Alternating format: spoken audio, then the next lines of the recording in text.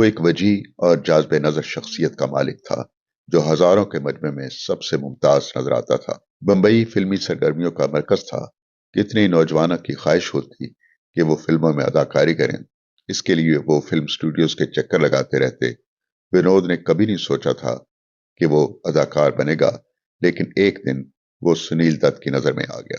سنیل دت نے ونود کھنہ کو اپنی فلم من کا میت میں لینے کا فیصلہ کر لیا۔ اس فلم کی کہانی بھی بہت دلچسپ ہے۔ سنیل دت نے یہ فلم اپنے چھوٹے بھائی سوم دت کو فلمی دنیا میں متعارف کرانے کے لیے بنائی تھی۔ کیسی عجیب بات ہے، سوم دت جس کے لیے سنیل دت نے فلم بنائی تھی، فلم بینوں کو متاثر نہ کر سکا، لیکن ونود کھنہ کے لیے فلم اس کی زندگی کا اہم موڑ ثابت ہوئی۔ اس فلم میں اس کا کردار منفی تھا، لیکن اس کی اداکاری نے لوگوں کے دل جیت لیے۔